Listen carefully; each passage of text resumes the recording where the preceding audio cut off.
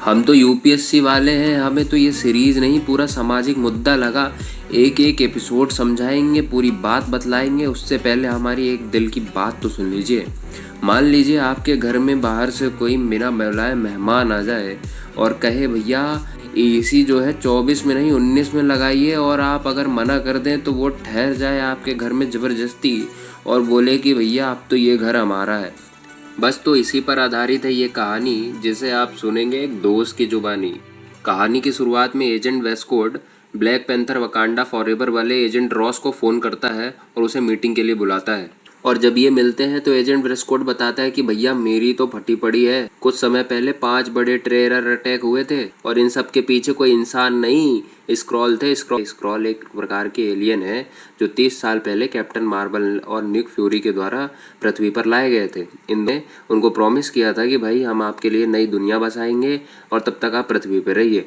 But Thanos के चुटकी बजाने के बाद से दोनों ही गायब हैं और अब स्क्रॉल केवल रहने के साथ साथ पृथ्वी पे कब्जा करना चाहते हैं। भैया ऐसा मैं नहीं कह रहा, ऐसा एजेंट ब्रेस्कॉट कह रहा था और कहता है कि भाई मैं किसी पे भरोसा नहीं कर सकता क्योंकि सारे हायर ऑफिशियल्स के पद ये बहरूपिये ले रहे हैं। मैं आपको याद दिला दूं, स्क्रॉल एक प्रकार के एलियन है जो इंसान के चेहरे और उनकी यादों को किसी भी प्रकार से चुरा सकते हैं। याद करिए कैप्टन मार्वल मूवी के एंड में थैलोस नाम के स्क्रॉल को दिखाया गया था जो निक फ्यूरी का रोल निभा रहा था। अब कहानी में आगे आते हैं जहां एजेंट ब्रेस्कोट एजेंट रॉस को स्क्रॉल्स के फ्यूचर प्लानिंग के बारे में कुछ सबूत हैंडओवर कर रहा होता है। बट एजेंट ब्रेस्कोट को शक हो जाता है कि ये एजेंट रॉस नहीं, एक्चुअली में कोई ना कोई स्क्रॉल है, जिससे उनके बीच में सबूत को लेकर छीना झपटी शुरू हो जाती है। एजेंट रॉस उसे गोली मार देता है और गोली मारने के बाद वह अपने दूसरे साथी एजेंट से फ़ोन पे पूछता है कि यहाँ से निकलने का रास्ता क्या है, जिसके बाद वो यहाँ से निकल जाता है। परंतु यहाँ पे कहानी में ट्विस्ट है, एक रशियन बंदा उसके पीछे पड़ जाता है। यहाँ पे हम कमाल का एक चेसिंग सीन देखते हैं जिसके अंत में एजेंट रॉस जो बना हुआ है वो छत से गिर जाता है, जिसके बाद उसकी डेथ हो जाती है। तभी यहाँ पे हमें दिखाया जाता है एजेंट मारिया हिल को। एक्चुअली में एजेंट मारिया हिल, जिसे आप याद कर रहे होंगे 2012 से मार्वल की सभी मूवियों में आपको देखने को कहीं ना कहीं मिलती है। तब एजेंट मारिया हिल उस रशियन बंदे पर बंदूक तान देती है, बट ये कोई और नहीं थैलोस था, जिसने कैप्टन मार्वल मूवी के एंड में निक फ्यूरी का किरदार निभाया था। जिसके बाद थैलोस एक्सप्लेन करता है कि ये स्क्रॉल है। अब यहाँ से कहानी शिफ्ट होती है एक जंगल में, जहाँ एक एलियन शिप के द्वारा एक रोशनी में निक फ्यूरी पृथ्वी पर लैंड कर जाता है। जिसके बाद निक फ्यूरी अपने पुराने दोस्त थैलोस से मिलता है। थैलोस उसे बताता है कि उसकी वाइफ सोरेन की हत्या हो चुकी है और उसकी डॉटर गाया कहीं गायब हो गई है। गाया नाम था तो चली गई। हालांकि वह आगे बताता है कि निक फ्यूरी और मार्वल ने स्क्रॉल से वादा किया था कि वह उन्हें पृथ्वी पर जगह दिलवाएंगे, परंतु उनके वादे न पूरा करने के कारण उसे हेड ऑफ काउंसिल से निकाल दिया गया और उसकी जगह पर नया मेंबर ग्रेविक आया है जो इंसानों से नफरत करता है।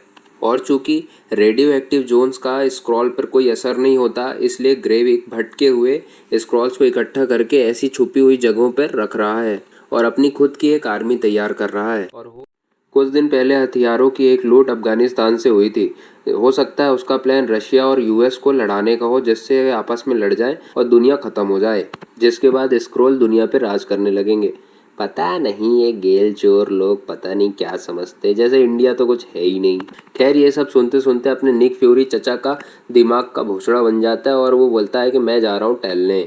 जैसे अपना बूढ़ो दादा बाहर निकलता है तो उसको कुछ आदमी किडनैप कर लेते हैं और ले जाते हैं MI6 के ऑफिस में। MI6 भैया यूके की खुफिया एजेंसी है जिसको रशिया में लीड कर रही है लेडी सोनिया। तो यहाँ पे निक फ्यूरी और लेडी सोनिया के बीच में अफगानिस्तान में हुई चोरी को लेकर के डिस्कशन चलता है और ये दोनों मिलकर स्क्रॉल के प्लान को फ्लेन करने की बात करते हैं। परंतु सोनिया निक फ्यूरी को बुढ़ऊ बोल करके बोलती है तुम गेट आउट हो जाओ, तुम्हें कुछ नहीं आता, अब तुम बुढ़ा गए हो, तुम्हारी हड्डियों में जान नहीं है। हालांकि मुझे भी ये एपिसोड देख के कुछ ऐसा ही लगा। हालांकि निक फ्यूरी कुछ ही समय बाद लेडी सोनिया के ऑफिस में एक कैमरा फिट करके चला जाता है, जिससे निक फ्यूरी की टीम को लेडी सोनिया के ऑफिस में क्या हो रहा है वो सब पता चलता रहता है। कहानी के अगले सीन में तुम्हारी मुलाकात एमिलिया क्लार्क, जो कि टेलोस की बेटी गाया है, उससे होती है। गाया एक बंदे को अटेंड करती है और उस जगह के बारे में बतलाती है कि यहाँ हमें इंसानी शरीर में रहने की ज़रूरत नहीं है, हम चाहे जैसा चाहे वैसा जीते हैं। वहीं एक पर्दे के पीछे ग्रेविक के नाकाम मंसूबों को दिखाया जाता है, जिसके तहत वे पृथ्वी के बड़े पॉलिटिशियंस, गवर्नमेंट ऑफिशियल्स और आम आदमी को पकड़ करके स्क्रॉल द्वारा उनका भेस लिया जाता है और उनकी आइडेंटिटी चुरा ली जाती है। अब हमें ग्रेविक को दिखाया जाता है जो अपने एक बंदे से कह रहा होता है कि भाई मैं रहूं या ना रहूं, हमारा प्लान जिंदा रहना चाहिए और जब तक कंप्लीट ना हो जाए, पृथ्वी पर हमारी फतह ना हो जाए, तब तक हम अपना प्लान ऑन रखेंगे।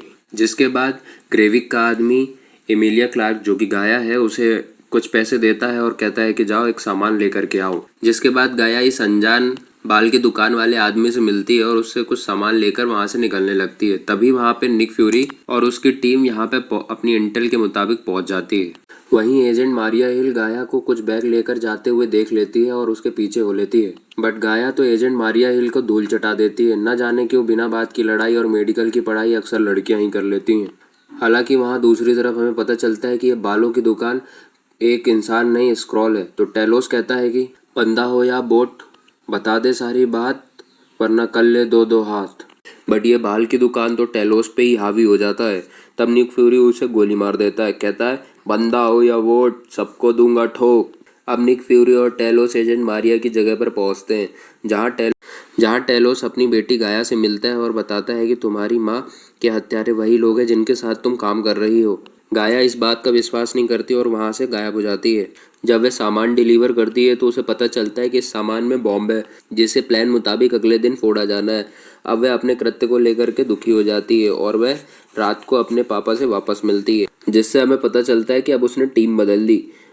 गाया के मुताबिक ग्रेविक कल मॉस्को की एक भीड़ भाड़ वाली जगह पर 3 विस्फोट करने वाला है जिसके पीछे यूएस का हाथ आएगा और जिससे वर्ल्ड पॉलिटिक्स अनस्टेबल हो जाएगी। ऐसे सीरीज ऑफ इवेंट्स के बाद वर्ल्ड वॉर छिड़ना तय है।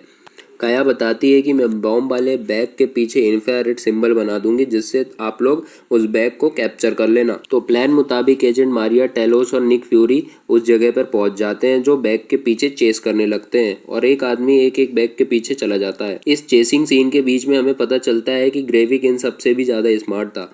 वहीं वो निक फ्यूरी के सामने एक बच्ची आती है जिस पर निक फ्यूरी को थोड़ा शक होता है, बट वो बच्ची सडनली एक बड़े आदमी में बदल जाती है। वो बार बार रूप बदलती है जिससे ये पता चलता है कि ये एक स्क्रॉल है। अंत में पता चलता है कि ये स्क्रॉल कोई और नहीं ग्रेविक है और निक फ्यूरी के सामने ग्रेविक 3 बार बटन दबाकर तीनों विस्फोट कर देता है, इससे कई सारे लोग मारे जाते हैं। इन्हीं सब भगदड़ों के बीच में एजेंट मारिया लोगों की मदद कर रही होती है, बट तभी एक निक फ्यूरी जैसा दिखने वाला बंदा उसे गोली मार देता है। एक्चुअली में यह ग्रेविक होता है। एजेंट मारिया के मरते ही इस एपिसोड का अंत हो जाता है। तो कैसा लगा आपको एपिसोड का एक्सप्लेनेशन जरूर बताइएगा। वैसे मैं अपनी बता, इस सीरीज का इंडियन ऑडियंस में 0 हाइप है, बट फिर भी एक 50-50 चांस है कि ये सी हेल की तरह डल भी हो सकती है, तो वहीं दूसरी तरफ ये हाइक भी मार सकती है क्योंकि मार्वल ने एक बोल्ड स्टेप लिया है। एजेंट मारियल जैसे अपन 2012 से फैमिलियर हैं, उसकी सडनली डेथ करा दी। अब देखते हैं क्या होता है, आगे बने रहिएगा।